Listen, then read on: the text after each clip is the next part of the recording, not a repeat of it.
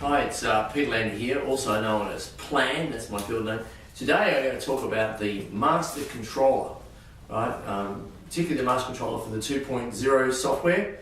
Go through all the functions, so you get a comprehensive A to Z of everything the master controller does, which is a lot. But when you first boot up the master controller, and the master controller looks like this. There's a master controller, has an antenna, has like an infrared emitter on it, usually comes with a strap so that you put it on your shoulder, carry around the field because you want your hands free when you're a staff member out in the field, so the directing staff. And it has the LCD display on here and a key switch to turn it on.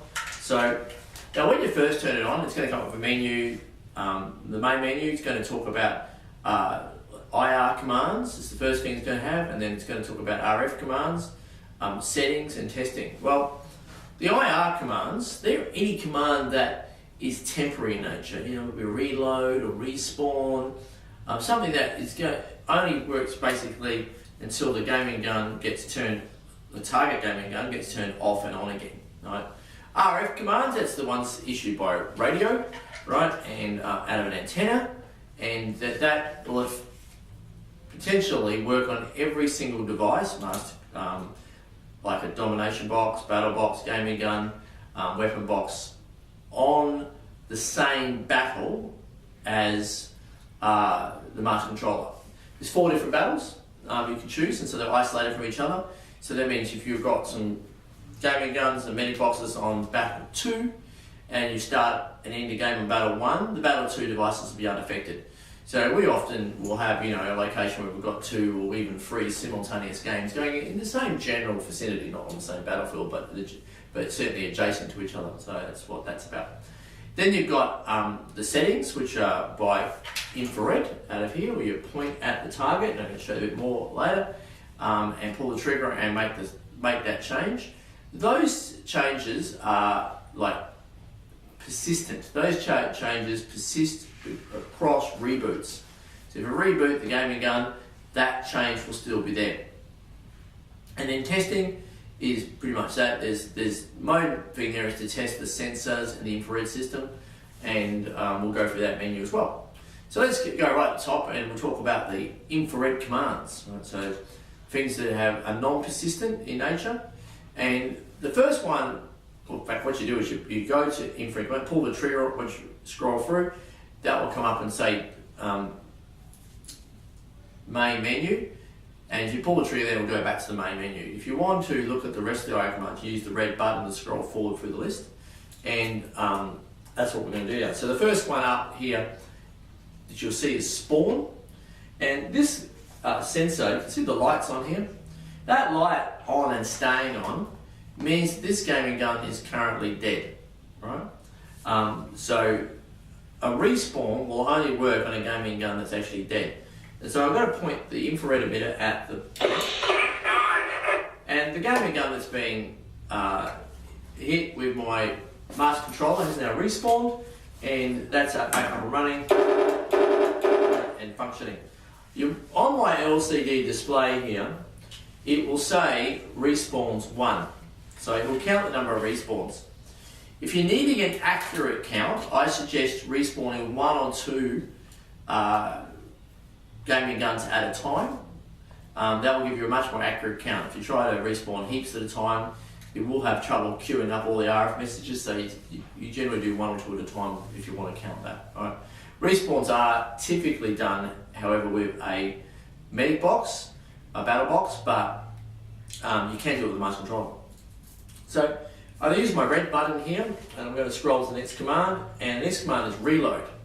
Reload reloads any used ammunition on the target gaming gun.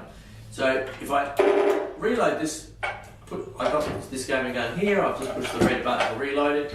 It's used up a magazine, and now if I aim at the sensor,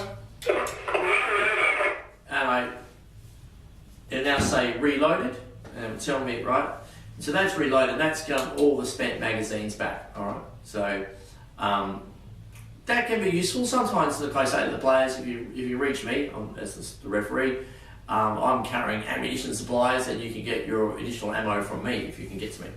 all right? Because they often get nailed trying to find me, so that's a pretty dangerous job, but that can be what happens with stitch ammo. The next command is pause. And important, this particular pause has the letters IR in brackets after the word pause. IR is for the infrared. So anything infrared is only going to affect something that is being hit with this infrared beam onto the sensor. So I can pause that. It won't pause the whole game, just the ones that I'm aiming at, right? So that's a special type of pause. That's a pause that we use if you want to talk to one of the players.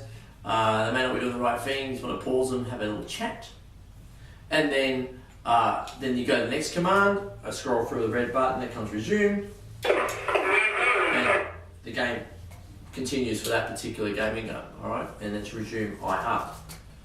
So working my way along, the next function is the kill command, which I'm going to do that now.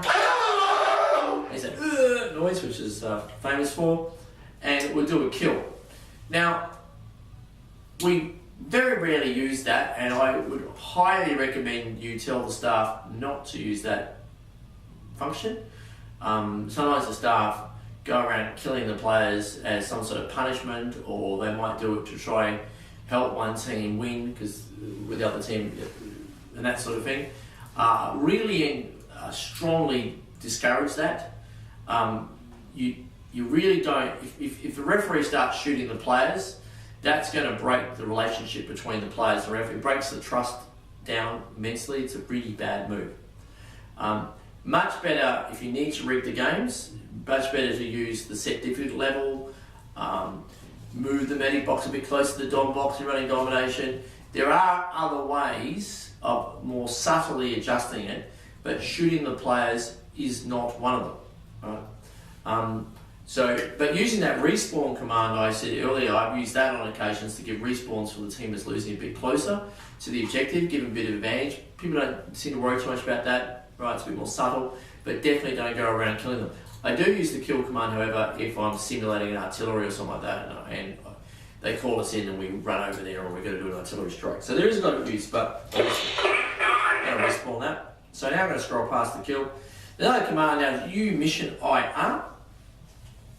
And U mission IR will start a U mission on any gaming gun or, in fact, device that I shoot. So with this, it says mission start, and it also clears all my stats here. So the respawn, reloads, and kill counters have all gone back to zeros.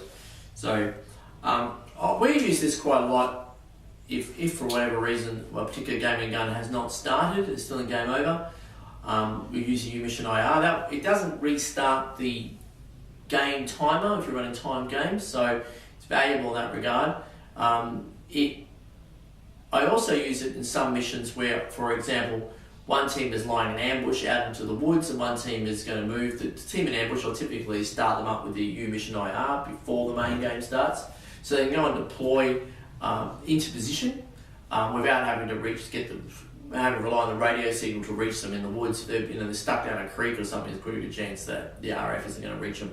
So safer to do the U mission IR. Okay, next thing is the mystery, and it says mystery CLSS. That's CLS is short for class there, and that's effectively like a mystery box set to a class. So it will change the target device.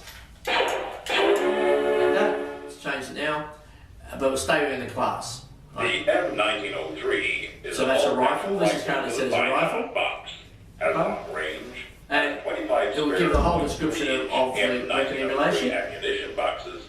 And if I pull the trigger or make a sound, it will cease that particular description. But now that is a mystery. Now, remember I said these are not persistent. So if start a new game, that's not going to persist. Mystery random's the same thing, but it's going to get a random weapon emulation from any gun class. So it doesn't matter if this is already a rifle, it could be a pistol, it could be submachine gun, or it could be a machine gun, or in fact a rifle, and any one of the 69 different weapon emulations, so that's what that's for. Next one is jam weapon. So if I do that now, that one's jammed, you see that? I pull the trigger on this target. So here we go, jam, jam, jam. Now, so they're not shooting anymore. There's a stoppage. To clear the stoppage, they push the reload button, and once that's finished that cycle, they can shoot again. This is a bolt action rifle, so you use the black button twice to load up a year round. But again, I wouldn't use that very often.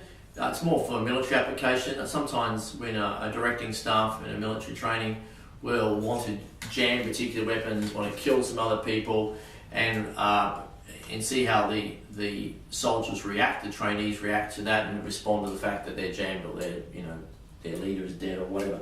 So you can use those features. There's a shoot function, which is pretty simple. That just shoots them, right? And then it's back to main menu.